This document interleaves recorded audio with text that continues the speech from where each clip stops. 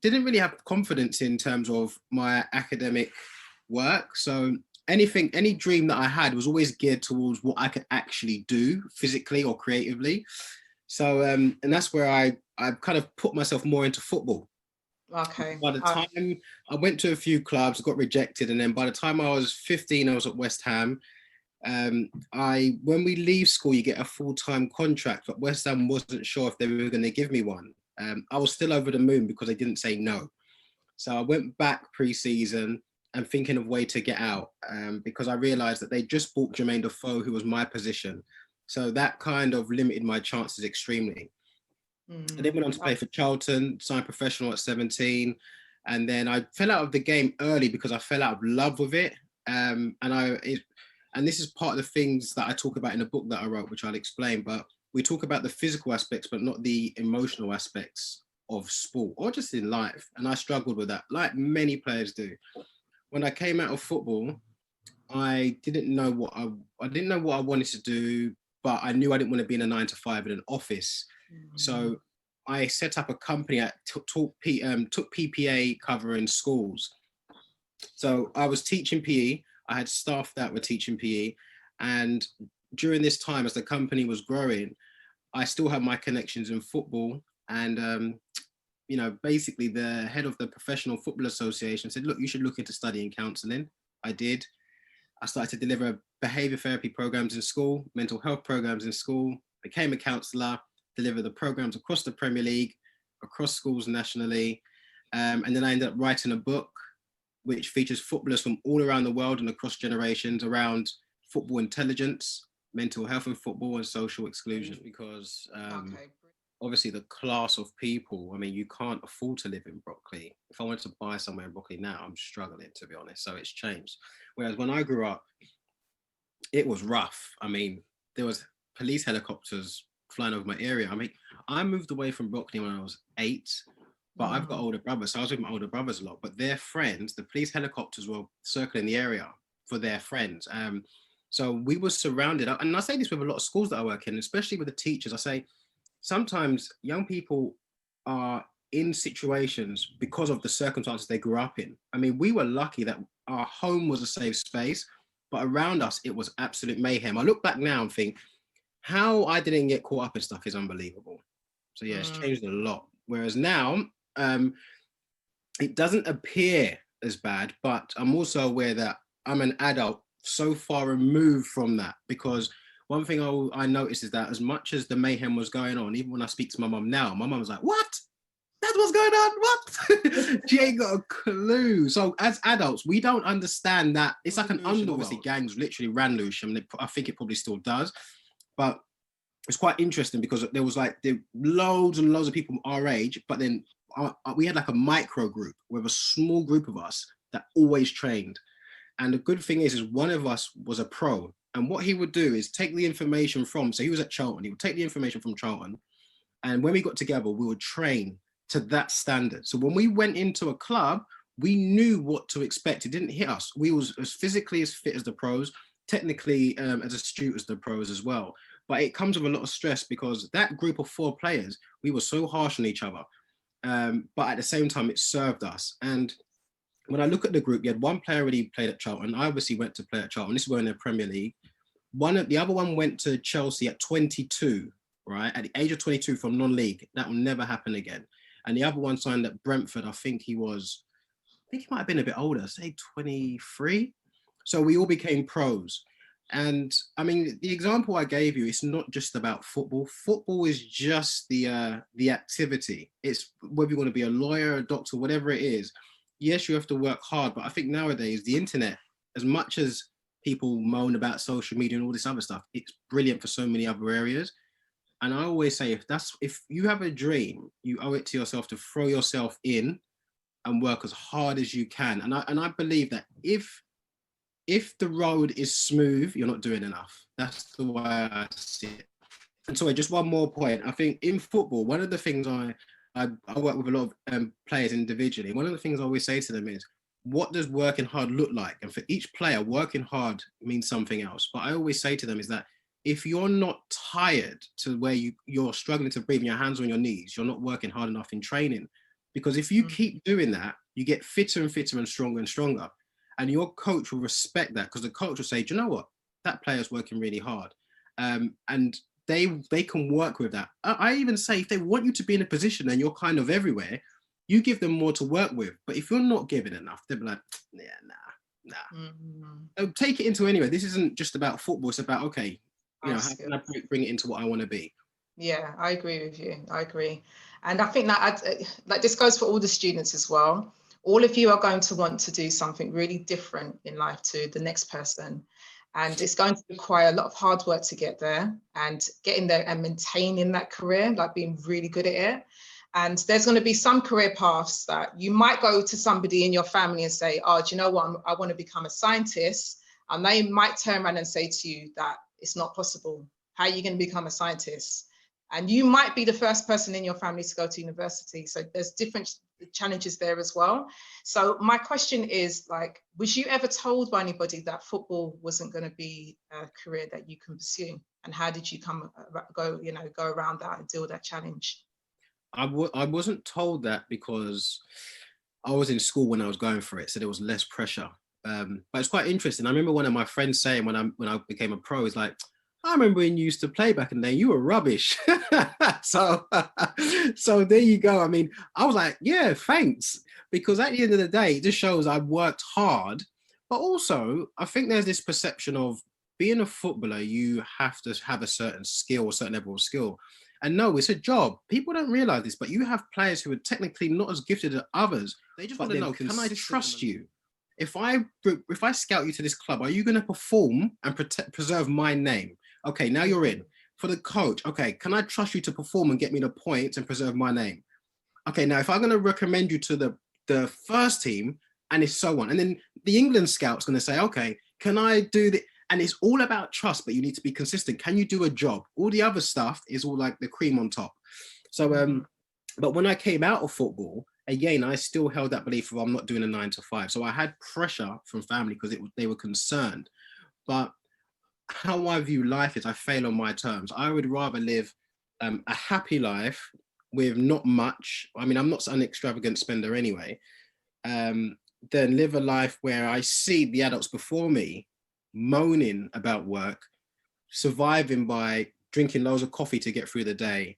I would rather do it on my terms. And because of that, obviously I set up the company. I ended up writing a book, bearing in mind, I left school with, I don't know what the numbers are in GCSEs now, but I left school with like 2 A to C's, right? So, I mean, I don't know. They still use A to C's. Oh, you still now. use it as well? Okay. So I left school with 2 A to C's, but I think the reason why this is important is because I don't do it as much now, but I consult for teachers and I consult for head teachers. So I would advise them on how to make their lessons more engaging, because I would see the behavior patterns of young people being disengaged in class. Basically, they're just bored. And I'll teach them how to engage with their students and how to actually put in mechanisms to improve behavior and so on. So for me, it was about, I was willing to die on my sword. Now, I know that other people will have different challenges, cultural challenges, where education is going to be something that you have to throw yourself in. You cannot even do the other stuff. And I understand that. And it's about, how can you navigate that? It's not about, oh, I want to do this, but I'm being told I have to do that. Sometimes you have to sacrifice too. I was lucky I didn't have that pressure. Well, actually, I don't know if it's luck, because maybe if I did, I would have done better in school. But hey. Okay, so we're talking about inspiration now. So I would like to highlight, we've got Mr. King who's walking in the background. So Mr. King is like, when I'm running and organising Teen Summit, from Qatar to London, Mr. King is the guy that I send all the information to. He contacts the schools, he gets the date for me. So it's a great, Mr. King's been working at Prendergast School for over 20 years. So he's somebody that's in the community. He works so hard to make sure the students get the best that they need all around, pastoral needs, education needs, everything. So my question is that I know that he inspires these students, but who was that teacher for you, or that person for you in your life that really inspires you to be the person who you are? People, myself and other people in my community would have struggled, and we wouldn't even have got to where we were, but we take it for granted because it's always been there. So, the first person which I didn't take for granted was my mum. Like, there's so many aspects of how I wouldn't even have got into football, you know, not because she had an interest in football or anything, but is there's a certain level of resilience that I took in there and not accepting certain things. So metaphorically, I'd always have taken it on in my life and channeled it through whatever I do. And then it was the community centres that I went to. So when my first football team in the community centre I went to was Moonshot or Myatt Gardens in Lewisham Way. So and then in Bellingham it was the Dumps. But what happened is those places had what, you know, schools would say. So my question, I'm going to ask you again, what are some of the highlights in your life so far? I would say signing pro at 17, and then playing at some of the historical football stadiums in the country. Some of the TV work I've done. So I know the young people won't know this, but you might. I was a character. I was in Dream Team, so a TV show. I've done some commercials and body doubling for commercials that have gone around the world. So with Thierry Henry, Cristiano Ronaldo, and some other players. My book, which was an Amazon #1 bestseller, but also the fact that when I wrote the book, I took it to all these publishers. For you to understand, there's people out there like Kevin, George, that are doing work with young players and young people to give you guys more strategies to deal with stress when you're faced with it and how to build on your resilience. So I want to say to you, like, when did you start doing, when did you come up with the concept for your company, and how has that changed your life and the lives of other people that you work with? So I'm trying to think of where to start with this. I think in terms of, because obviously I know you mentioned about Jeremy Whiston, so I'm actually in the process of finishing a short book for free, because I always say this, well, I say the system is not healthy in terms of football. So the reason why I came up with the concepts of psychology was because, even though it's not only mental health, because it deals with football IQ and stuff, is I knew that when I was in there, that in the system, I should have been so happy because I'm on the road to my dream, but I was extremely anxious. And because of how the system operates, and as I said, it's not healthy. And I think the reason why it operates that way is because people don't know any better. So I thought, okay, well, from my perspective, I'm a minority of people who have been a footballer and is now a clinician. So I'm perfectly positioned to actually improve the health of the system. But also I have a character whereby I'm not too fussed what people think, because there are a few footballers who have become clinicians, but they still tread a safe line. So I think in terms of that aspect, that's why psychology works. That's why the footballers, I've got 45 footballers in my book from around the world, because they've bought into the things that I'm saying and the work that I do. I kind of want to bring it back into the classroom though with the students, because I'm literally doing a project in a school in Lewisham at the moment, managing a counselling project. And since COVID, we've had a lot of safeguarding issues with people really, really struggling. And what COVID has done, but also what social media has done, it's enhanced the problem that was already there. Because I've always found that when we speak about this stuff, sometimes we say, oh, you know what, COVID, or, you know, social media is a problem. No, these problems were there, but it's just enhanced it. And I would say to the people in the class is that if you think, because sometimes it's difficult to have, some people don't have a healthy relationship with their emotions. So if you don't feel comfortable, or you feel that there's an issue, I would always say to you is to find someone that you can trust to speak to about it. Because that person might not be at home. And a lot of the referrals I get are maybe from teachers or maybe even classmates. But it's important that you have that conversation with someone you trust. And if you have any reason to maybe feel not sure about where this information will go, share that too. Because I think sometimes what would happen is someone may either come to counselling or get referred, but they're afraid because of where the information will go and the impact of that information. You know, i.e., if it's something to do with home life, you know, is my mum going to get in trouble? Am I going to get taken into care? So if you're not sure about these things, also ask questions. TV, you know, have people who have mental health problems talking about it, and then they are seen as experts, and that's dangerous. Because if I'm someone who's bankrupt, I'm not going to be an accountancy expert. It doesn't make sense. So it's important that we have this clarity. All right, sorry, let me just jump down off of that. But I had to get out there. Sorry. No, good point. Really, really good point. So we're coming towards the end of the questioning. So we've got one more question, and then I'm going to hand over to Mr. King. So I know he's got some students that would like to ask some questions. So my last question for you is, what is life like after football for you? It's brilliant.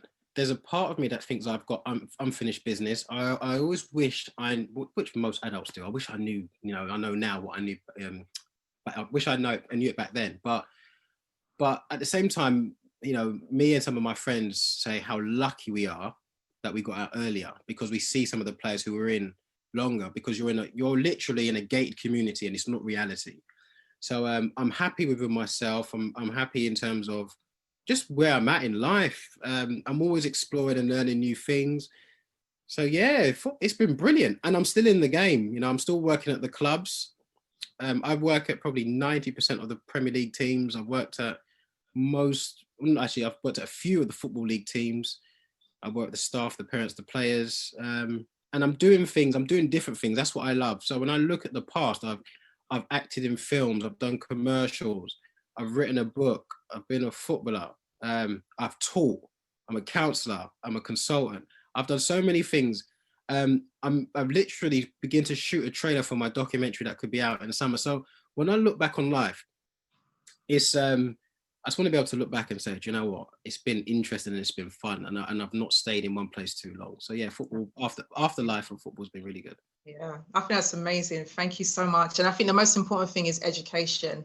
I think when you, and I'm not necessarily talking about your certificates, I'm talking about your knowledge base. And when you take time out to learn your craft, your skill, you can only become the best.